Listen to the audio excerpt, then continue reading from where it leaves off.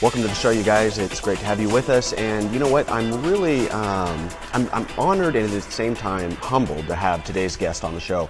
We're talking about a very important subject, and I'm speaking of the war. And regardless of how you feel about the war, our young folks and brothers, sisters, sons, daughters are over there, and they're fighting for us and making it possible for us to be doing what we're doing right here, right now. So I'd like to introduce you to RaeLynn, and it's RaeLynn Ricarte. Yes. Okay. And RaeLynn is the president of the Gorge Heroes Club. And the Gorge Heroes Club actually is what? Well, we started out as a group called the Moms Club, and the way we started was my son was a second lieutenant in 2007, and he was getting ready to leave with his first group of, he calls them dudes, 40 dudes. Anyway, and so I asked how I could support him. I said, I'll do whatever. And he goes, just take care of my dudes. And so I started talking to the women at work, and we just decided to start filling little sandwich bags full of stuff and send them over to the troops. Well, the next year, in 2008, he had 70 men, which was to grow to 98 during his second tour of duty in Iraq. And I was thinking, how are we going to do this with just 4 or 5 of us? And so we started getting community members that found out what we were doing and came in to help. So I thought, let's grow it. Let's take care of all the kids serving from this area. And the Elks helped us get started, and then we became our own nonprofit. And anyway, so it all started from a group of moms sitting around filling sandwich bags. Yeah? Take care of the dudes. Taking care of the dudes. Yeah.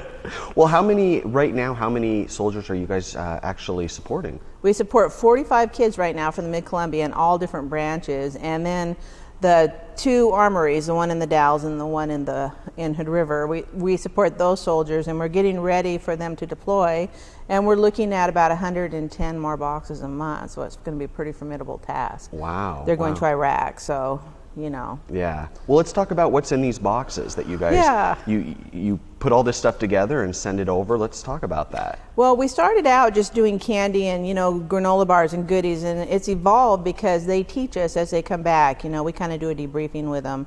And when you're in an outpost, there's different needs than when you're on a base with lots of improvements. And so we try to customize them now. And for instance, my son is in Afghanistan, and they live, they go 70 days at a time without a shower. And so people who are living out like that, we give them toilet paper.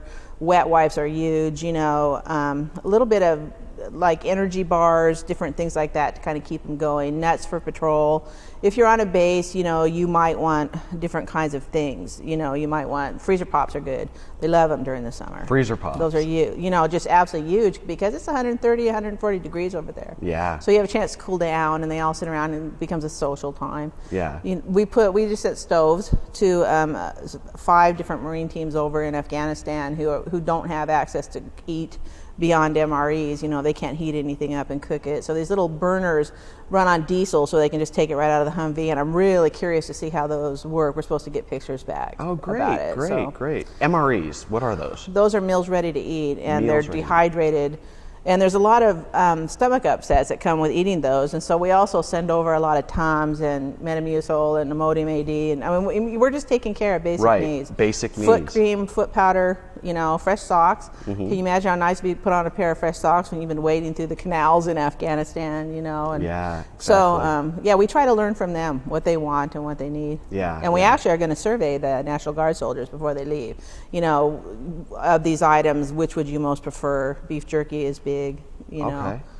Well, and you guys, besides the folks that you're already, the soldiers like your son, who's over there that you guys support with these boxes, you guys have also adopted some soldiers who don't have really any support system. That has been really a privilege. We get told, we ask them all when they go out, if you start noticing someone isn't getting a box or mail from home, let us know. And so most of the time it's the platoon leaders that will let you know so-and-so isn't getting a box or mail. And so we just start sending them, and they never know really why they're getting it. They just get it. For instance, we had a 17-year-old Marine that his family had signed for him to join because he was in trouble. And so he just didn't have family support because they were kind of tired of him. Well, I started supporting him and sending him stuff, and he had his 18th birthday in Iraq in 2008, and he just got home from his second tour of duty in Afghanistan decorated with a Combat V on his Navy Achievement Medal.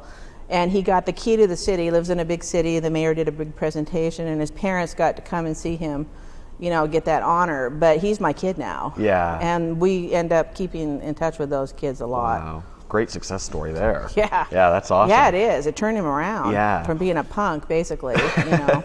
Yeah, a punk dude. Yeah. Yeah. So, he was a problem child. yeah. Well, that's awesome. That's Yeah. That's wonderful to hear those kinds of stories. But in these boxes, you guys have like candy and all kinds of different things. But I understand like the candy and even tobacco. It's not necessarily that the troops want to eat the candy or even smoke the tobacco. It's a bartering system. Yeah, Copenhagen is gold. Yeah? You know, it's gold with Afghan and Iraqi soldiers and the Americans. And so if you send them over a box and you have something like that in there, they got their own little market going, you know, and they can trade it for a couple rolls of toilet paper or something that they really want.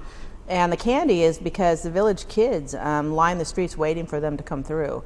You know, and they are used to the Americans bringing, you know, candy to them, and so they get pretty demanding if they go days without it. So that's our number one request. Yeah. Is they ask for candy so they can give it to the kids. That's cool. Well, what about this box of squirt guns that you guys that was funny. Requested? You know, we leave it open and we tell them you can request anything, you know, and we'll send it within reason.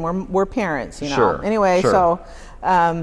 So we got a request for squirt guns, and we sent over a box of squirt guns, and that was such a morale booster because you got to remember these guys are 18, 19, 20 years old. They're still really kids, you know, at heart, and when they're not out there shooting the real guns, they were having fun cooling off, you know.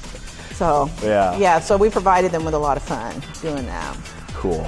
All right, well, we'll continue the conversation after the break. You guys don't go anywhere. We're discussing the Gorge Heroes Club here on Localite, and we'll be right back.